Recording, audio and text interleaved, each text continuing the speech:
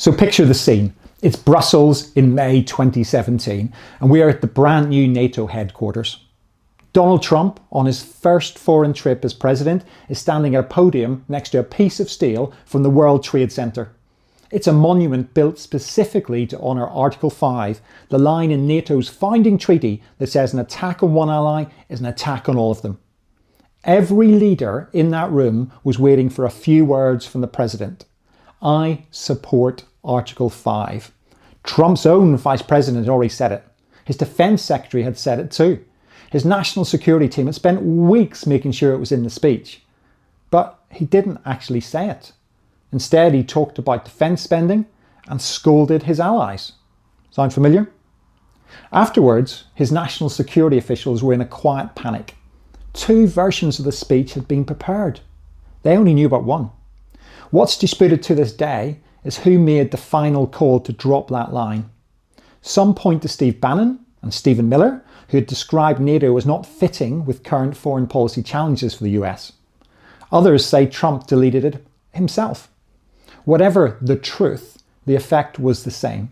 Allies left Brussels shaken. So what's going on today should not be a surprise for any of us. Founded in 1949, in the aftermath of 2 world wars, NATO is a military alliance of 32 countries built on one idea: collective defence. If you come for one of us, you come for all of us. The United States has always been its big dog, the biggest funder, and if we're being honest, the guarantor that makes the whole thing credible. Trump's problem in NATO, though, goes back nearly 40 years. It is not new. As a real estate developer in 1987, he spent nearly $95,000 on full-page ads, he wasn't hiding it, in the New York Times, the Boston Globe and the Washington Post. His argument: America is paying to defend countries that can afford to defend themselves.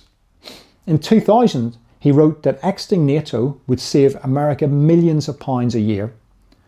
In 2016, he was calling the alliance obsolete and suggesting America's Article 5 commitment might be conditional on whether a country had paid its share.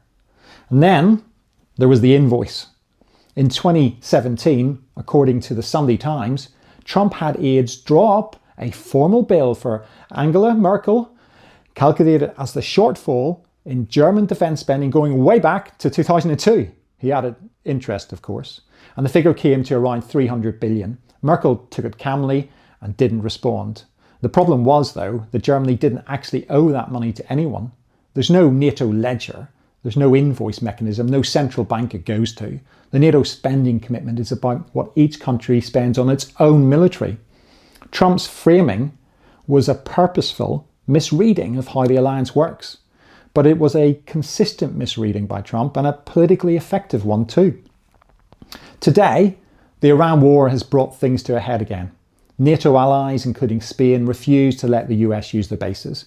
As a result, Trump called the alliance a paper tiger and told the Telegraph it was beyond reconsideration. NATO boss Mark Rutte flew to Washington and spent 2 hours in the White House, but left without saying a word. On Truth Social, Trump told NATO allies, "You'll have to start learning how to fight for yourself.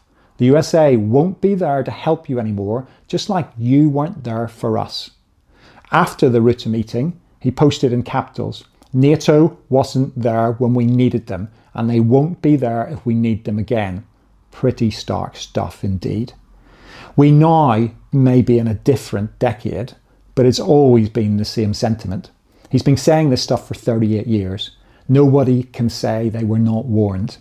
And hope is not a valid strategy for European leaders now worried about Article 5 and the dangers presently created by this rhetoric. The last few weeks have made one thing clear.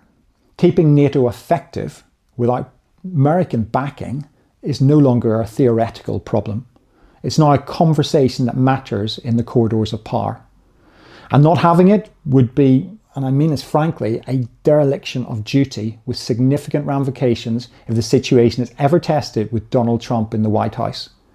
We may not like this, but he's always been clear about his views on NATO. I'm Gavin Megaw. If you find this of interest, please follow and share, and I'll be back soon with more stories behind power and reputation. Thank you.